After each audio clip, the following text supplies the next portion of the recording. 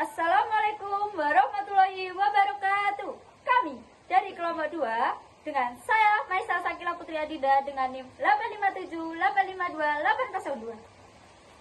Saya Vika Nurya Pradani, NIM 857852572. Saya Sri Wahyuti dengan NIM 857854315. Saya Prihatin dengan NIM 857854497. Di sini kami akan menampilkan video praktikum hasil pengamatan modul 1 kegiatan 2. Pertumbuhan, perkembangan, dan perkembangbiakan makhluk hidup. Di kegiatan praktikum 2 ini, kami melakukan pengamatan pertumbuhan kacang merah. Kami mengamati setiap pagi selama 1 minggu berturut-turut. Pertumbuhan dan perkembangan hewan. Dalam kegiatan praktikum ini menggunakan buah pisang dan tape sebagai medium perkembangan hewan dan lalat buah sebagai hewannya. Tujuannya dari kegiatan ini adalah untuk mengetahui pertumbuhan dan perkembangan pada hewan lalat buah. Setelah medium dibuat dan lalat buah dimasukkan sesuai petunjuk pada modul 1.20, kemudian dilakukan pengamatan pada medium. Di hari pertama, belum ada perkembangan pada medium. Pada hari kedua, mulai muncul telur yang berbentuk loncong kecil berwarna putih. Pada hari ketiga, telur mulai menetas menjadi larva. Pada hari keempat, kelima, dan keenam, larva akan mulai tumbuh besar dan bergerak dalam medium. Pada hari ke-7, 8, 9, dan 10, larva mulai diam dan berubah menjadi pulang dengan warna kecoklatan. Dalam persiapan praktikum perkembangbiakan tumbuhan, alat dan bahan yang diperlukan seperti log, pinset, pisau, bunga kembang sepatu.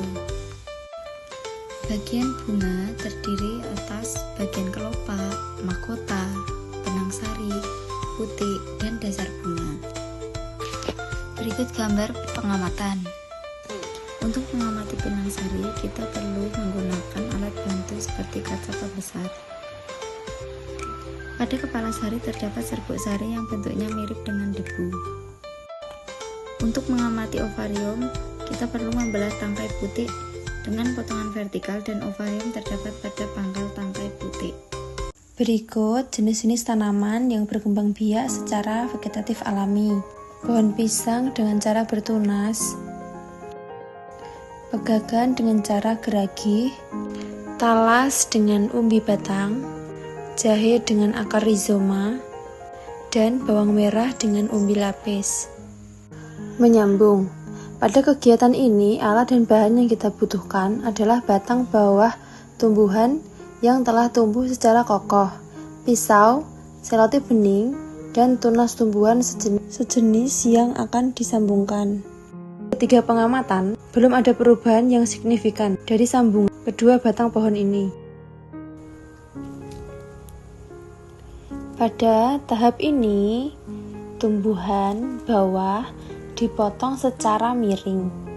Kemudian, tunas sambungannya dipotong miring juga. Setelah itu, kedua batang disambungkan menggunakan selotip hingga tertutup secara kuat.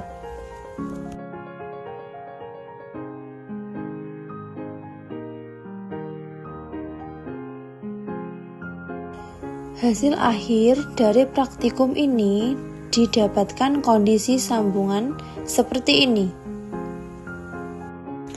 Hal pertama yang harus kita persiapkan adalah alat dan bahan seperti pisau, tanah gembur, plastik, tanaman untuk keperluan mencangkok.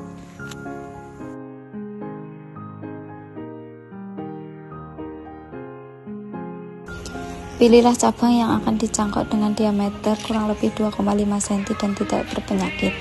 Kuliti cabang tanaman tersebut sepanjang 10 cm dan berjarak 10-15 cm dari pangkal cabang. Buanglah kambiumnya dengan cara mengeroknya sampai bersih. Lalu biarkan mengering selama 6-12 jam. Tutuplah bagian yang terbuka tersebut dengan tanah yang gembur dicampur dengan kompos secukupnya. Bungkuslah dengan sabut kelapa atau plastik dan ikatlah kedua ujungnya. Ini adalah hasil mencangkok.